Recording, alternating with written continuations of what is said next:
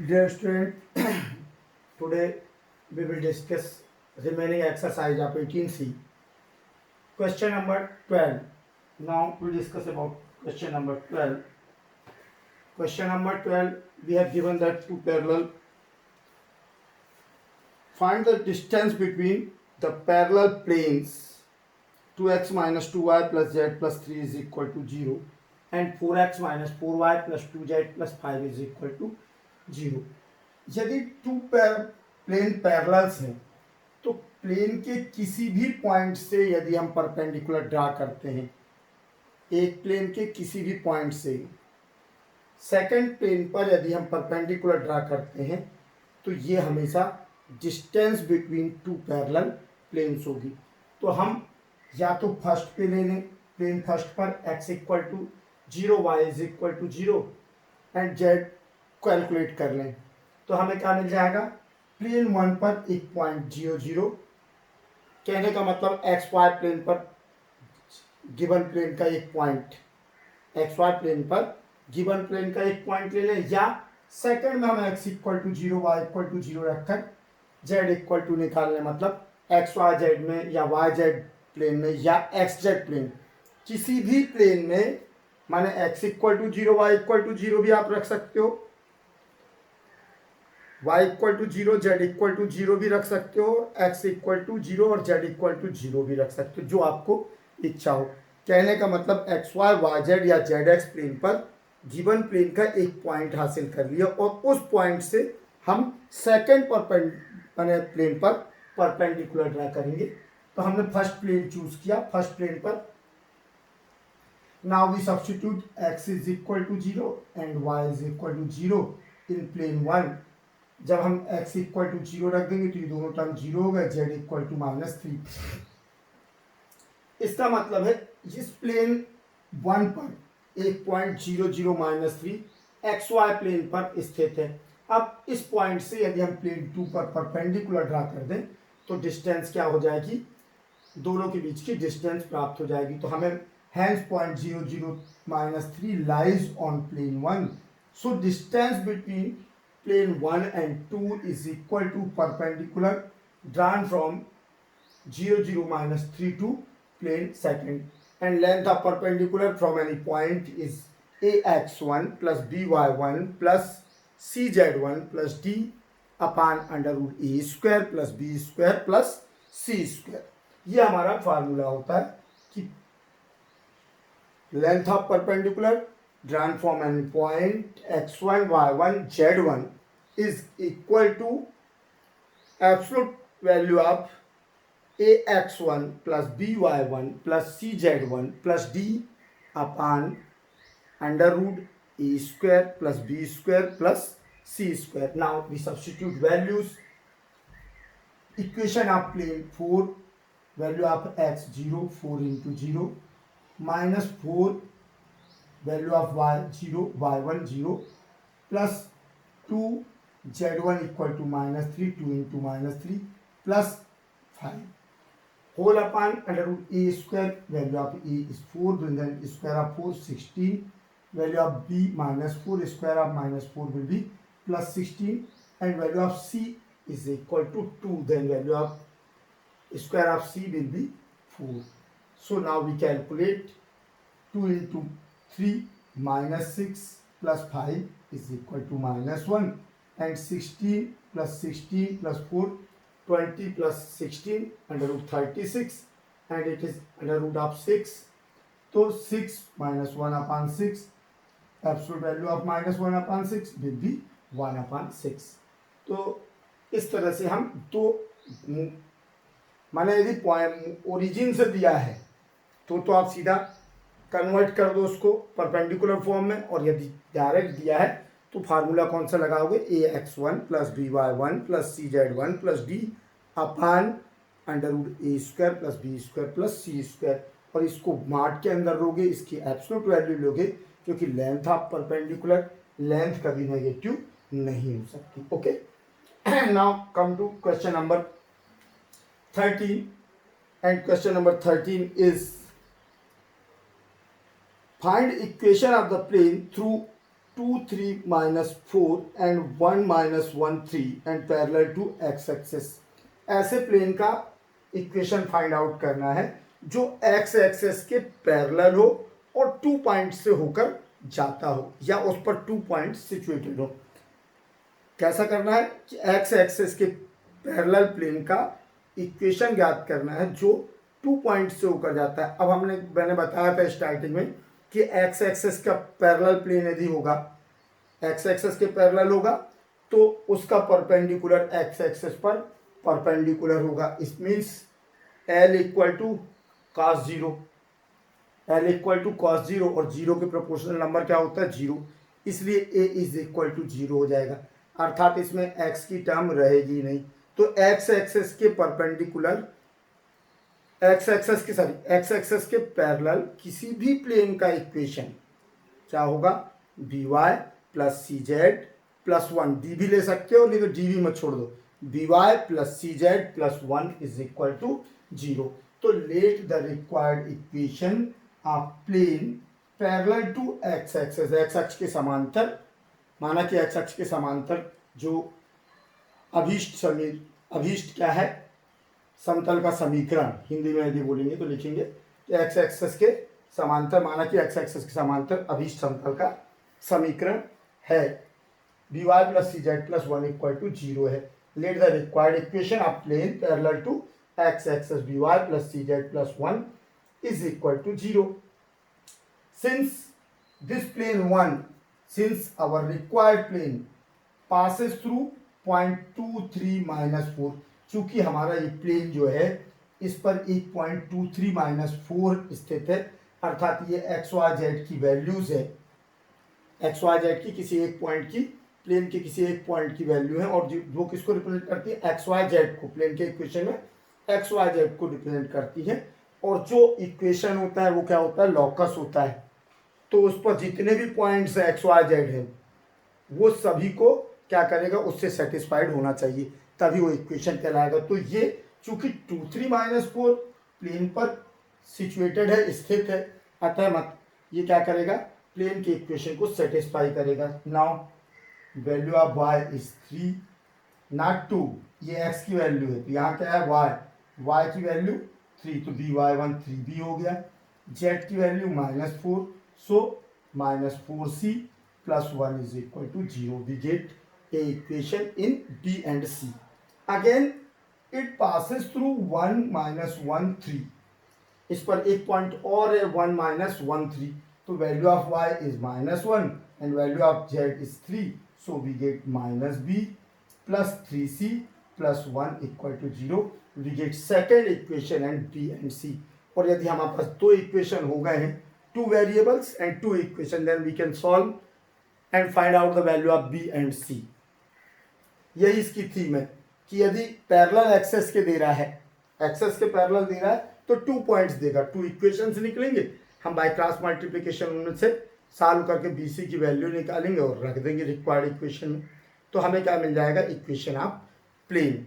और यदि 3 पॉइंट्स दे रहा है तो हम एक पॉइंट से होकर जाने वाले इक्वेशन को फाइंड आउट करेंगे, और चूंकि 2 पॉइंट्स उस पर हैं तो 2 इक्वेशन BC में वो दे देंगे ABC में, उनको भी हम सॉल्व कर लेंगे। खैर अभी इसको देखो, तो by cross multiplication on second and third we get b upon -4 -3 c upon 1 into -1, तो कितना आया -1, और 3 into 1 -3 and 1 upon 3 into 3 9 -4 into -1 plus 1 plus 4, then 9 minus 4, we get b upon -7, c upon -4 is equal to 1 upon 5, so b is equal to -7 upon 5 and c is equal to -4 upon 5। अब ये b और c की value unknown थी अपने पास,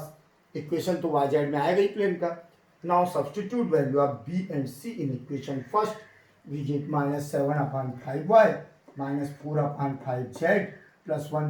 now take common LCM, so LCM is 5, so we get -7y -4z plus 5 is equal to 0, और -1/5 common ले लें तो क्या हो जाएगा, कॉमन लेके क्रॉस मल्टीप्लीकेशन कर दे तो ये हो जाएगा 0, then we get 7y plus 4z minus 5 is equal to 0।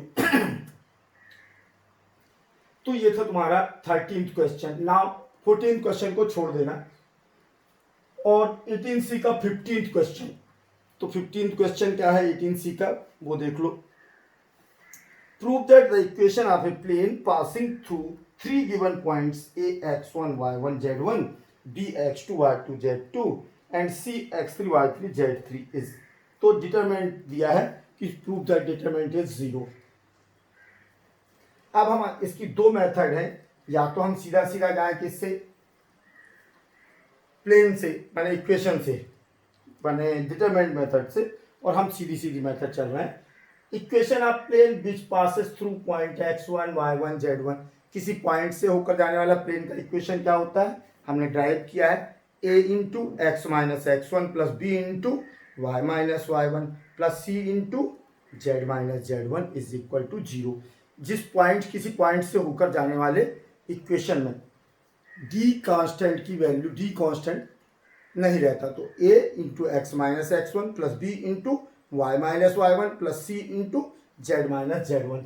तो x1 y1 z1 से होकर जाने वाले इक्वेशन प्लेन का इक्वेशन क्या हो गया, a into x minus x one plus B into Y minus Y one plus C into Z minus Z one is equal to 0। Equation number first.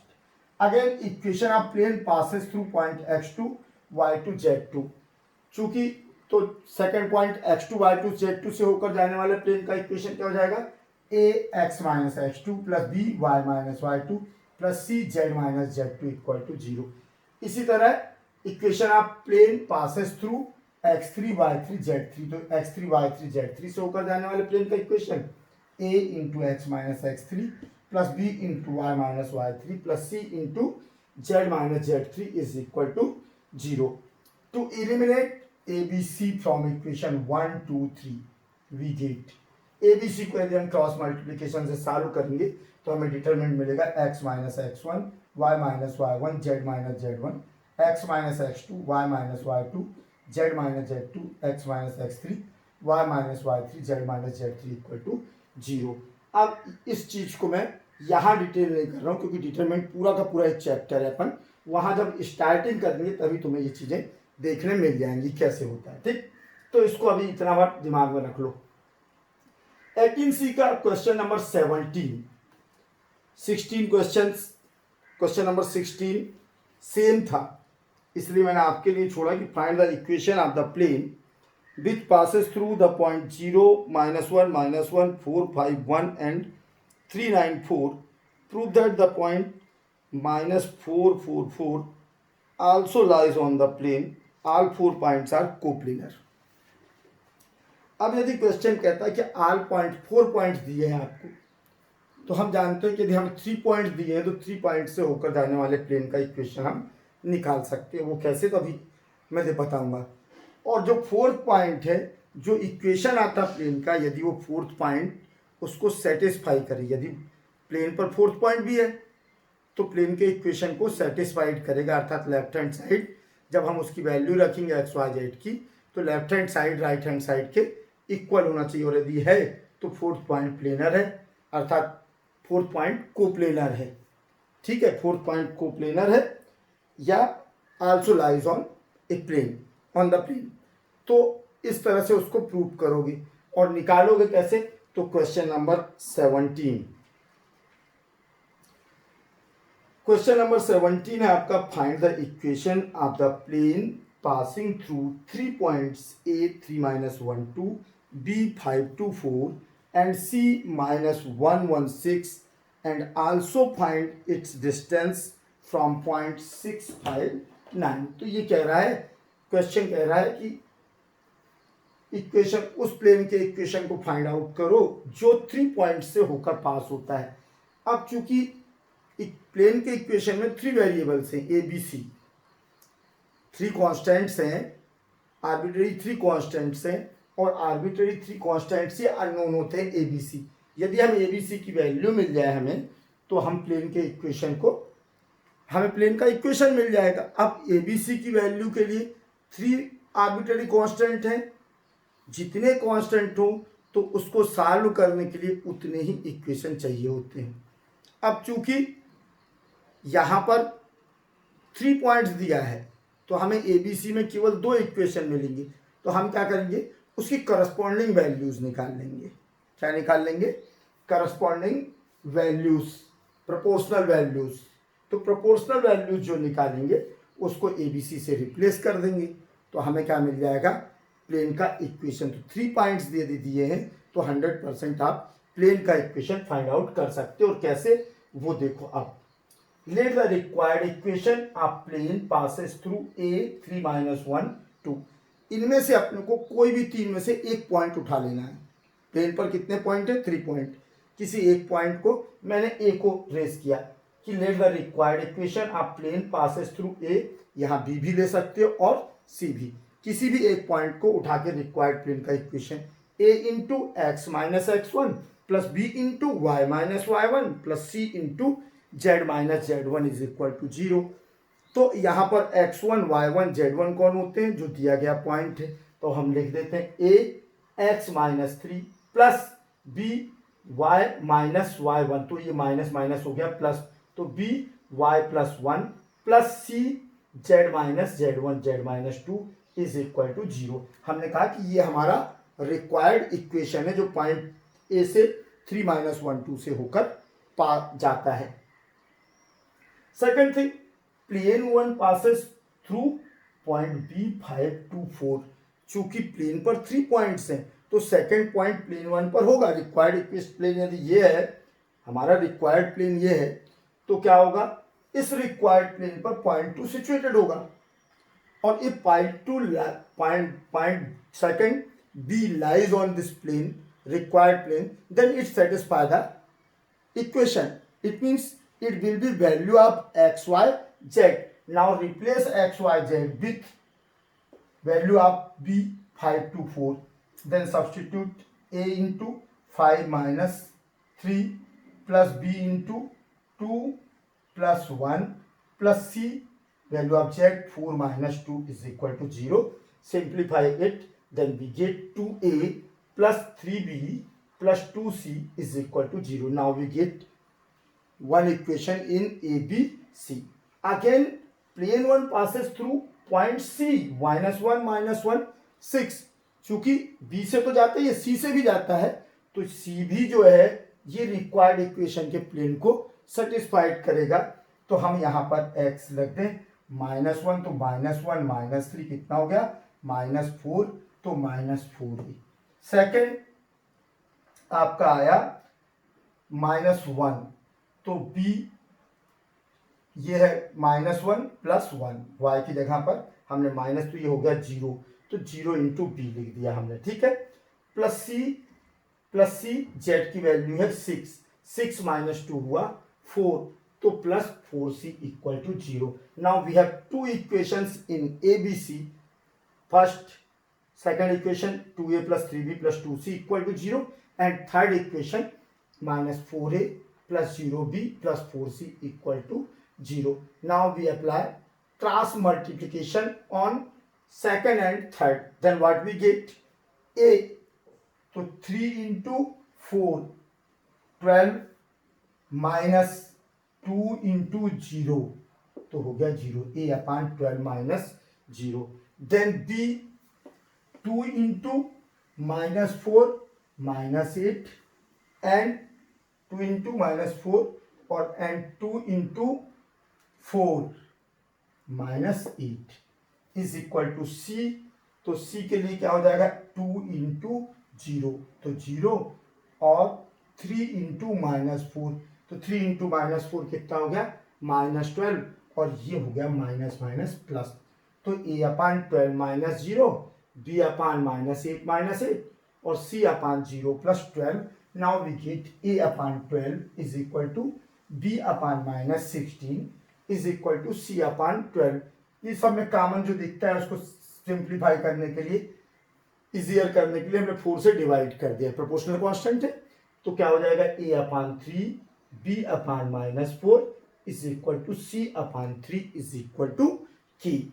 हमने एक प्रोपोर्शनल कांस्टेंट, ये equal constant एक values है, तो proportional constant हमने ले लिया k, then what will be value of a is equal to 3k, b is equal to -4k and c is equal to 3k. Now substitute value of a, b, c in our required equation of plane a 3k x minus 3, b minus 4k y plus 1 plus c value of c 3k into z minus 2 is equal to 0. Now take out common k in all terms, then we get a into 3, 3 को multiply किया तो 3x minus 9, -4 को multiply किया -4y -4 plus 3z -6.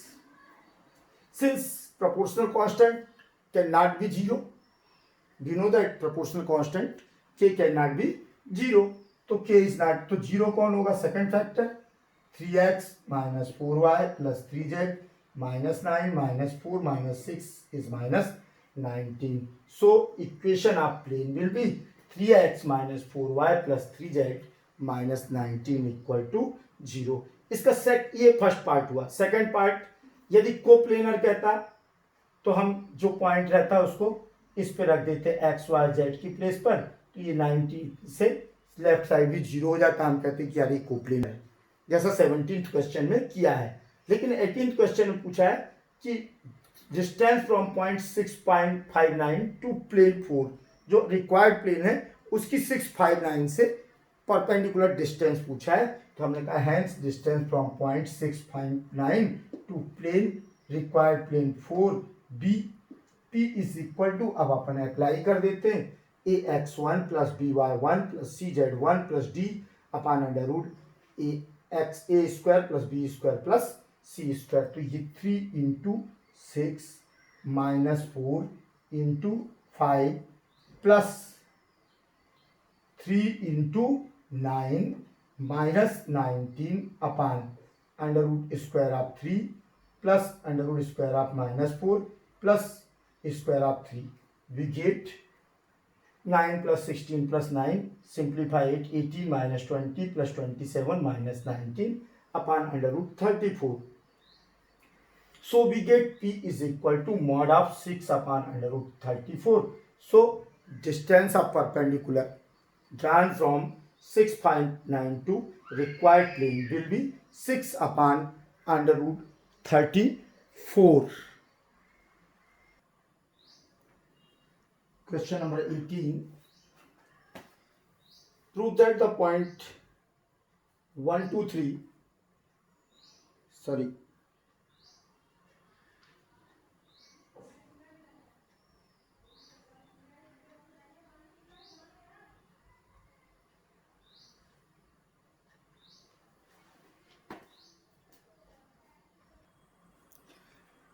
इसमें थोड़ा सा mistake हो गई थी, पॉइंट्स अलग अलग ले लिए थे हमने, पॉइंट्स इसके मिस्टेक हो गए थे.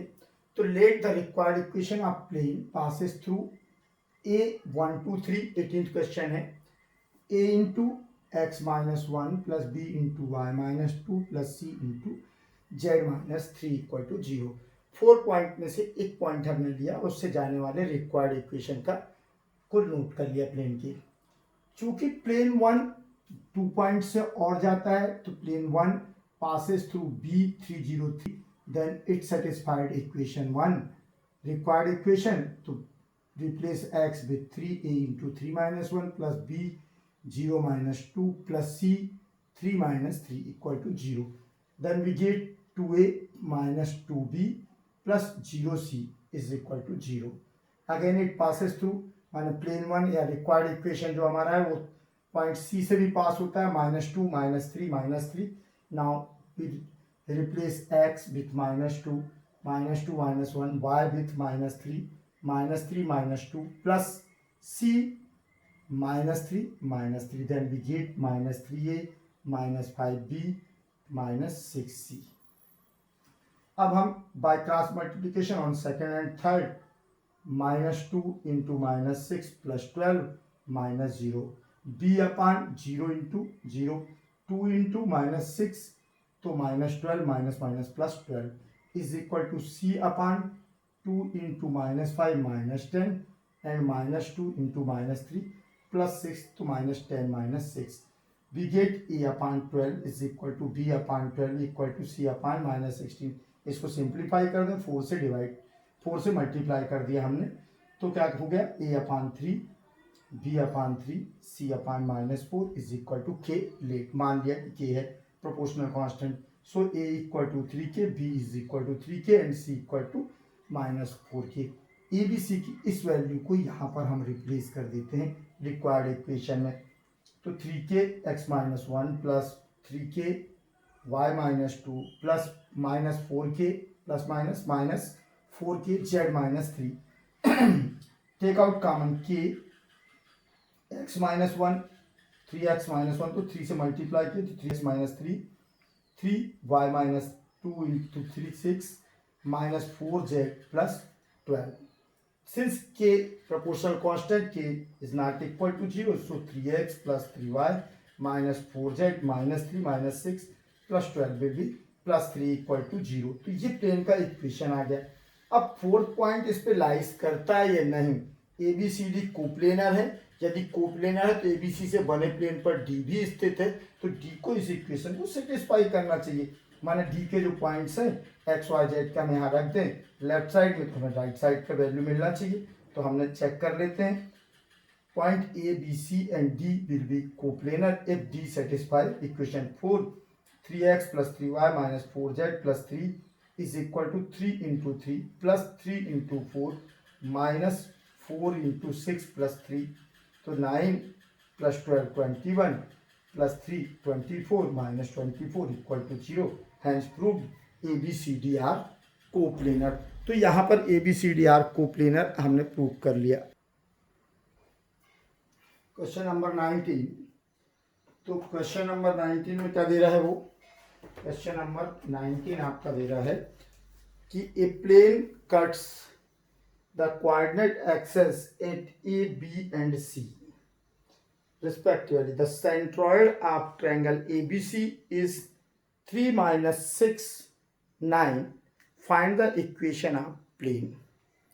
केवल एक चीज दी हुई है कि एक प्लेन एक्सेस को ABC पर कट कर रहा है. इसका डायग्राम उसमें बना हुआ है, यहाँ स्पेशली उन्होंने कारण बनाया है कि ABC पर 3 पॉइंट पर कट कर रहा है, मतलब इंटरसेप्ट. यदि एक्सेस को कट कर रहा है माना एक्सेस पर इंटरसेप्ट बना रहा है.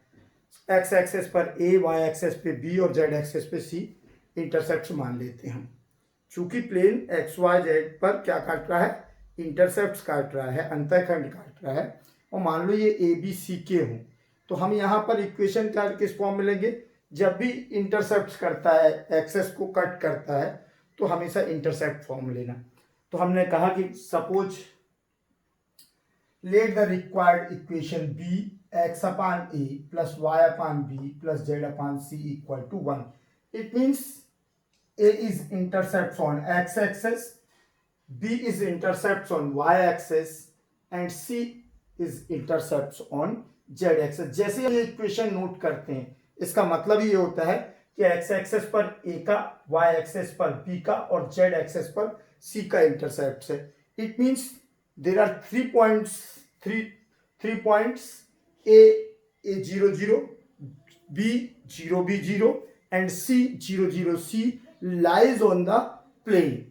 जब हम इस इक्वेशन को लेते हैं इसका मतलब है 3 points A 0 0, B 0 B 0 and C 0 0 C lies on the plane. क्योंकि जब कोई एक्सेस पर इंटरसेप्ट होता है तो एक्सेस पर कोऑर्डिनेट क्या होते हैं, उस एक्सेस को छोड़ के बाकी के कोऑर्डिनेट जीरो होते हैं. वाई एक्स पर वाई जेड, y पर एक्स जेड और z पर एक्स वाई जीरो हो जाते हैं. तो plane since plane one intersect axes at a 0 0, b 0 b 0 and c 0 0 c, then the coordinates of centroid of triangle ABC. तो इन जो कट है ABC को यदि मिला दें तो क्या बनेगा, एक ट्रायंगल बनेगा. इस ट्रायंगल के सेंट्रॉइड केंद्रक, सेंट्रॉइड के coordinates x1 plus x2 plus x3 upon 3, y1 plus y2 plus y3 upon 3 और z1 plus z2 plus z3 upon 3 होता है.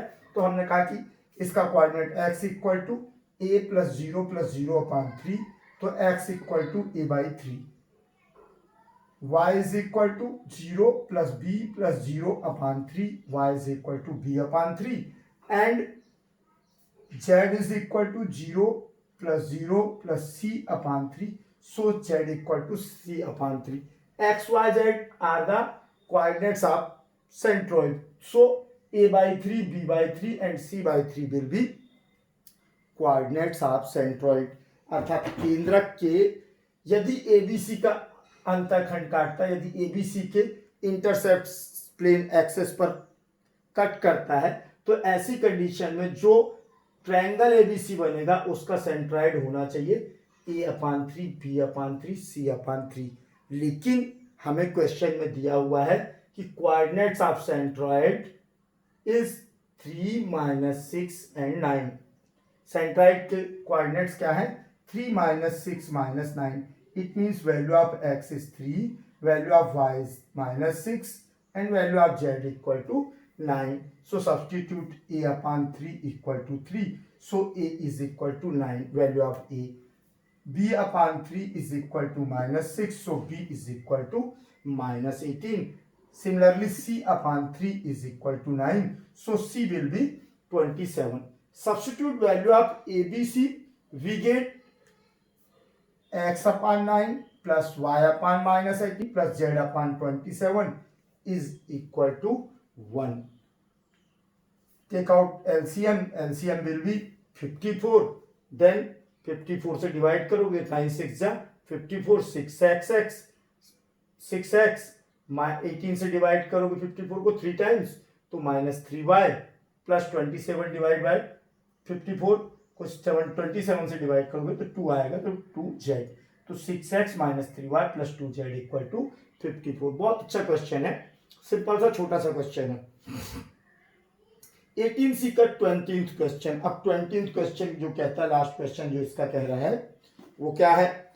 A variable plane is at a constant distance p. A variable plane is at a constant distance p. Sorry, ये question मैंने ये book से दिया है. A variable plane is at a constant distance 3p from the origins. A variable plane is at a constant distance 3p from the origin and meets the axis in A, B and C, so that the locus of the centroid of the triangle ABC x raised to -2, y raised to -2 and z raised to -2 is equal to p raise to -2. ठीक है, हमें question कह रहा है कि यदि एक plane ABC को एक्सेस पर इंटरसेप्ट कर रहा हो, ABC को क्या कर रहा हो? एक्सेस पर इंटरसेप्ट कर रहा हो, और उस प्लेन की ओरिजिन मूल बिंदु से डिस्टेंस कितनी हो? परपेंडिकुलर कितना हो? 3p हो. उसकी ओरिजिन से डिस्टेंस, प्लेन की परपेंडिकुलर डिस्टेंस 3p हो, तो सेंट्रॉइड का लॉकस, किसके सेंट्रॉइड का? ट्रायंगल के सेंट्रॉइड का locus x raise to -2 plus y raise to -2 plus z raise to -2 is equal to p raise to -2 होना चाहिए. अब ध्यान से देखो तो क्या कह रहा है. पहला ABC को इंटरसेप्ट कर रहा, तो इंटरसेप्ट किया तो अपन कहाँ जाएंगे कि इंटरसेप्ट है, मतलब रिक्वायर्ड इक्वेशन क्या होगा? इंटरसेप्ट फॉर्म में. अब इंटरसेप्ट कर रहा तो 3 point A 0 0, B 0 B 0 and C 0 0 C plane पर स्थित है, जो कि ट्रायंगल ABC बना रहे हैं, और साथ में सेंट्रॉइड की भी बात कर रहा है. हमें लॉकस किसका देना है? सेंट्रॉइड का. यहाँ सेंट्रॉइड के कोऑर्डिनेट्स नहीं दिए. सेंट्रॉइड के कोऑर्डिनेट्स x y z क्या होते हैं?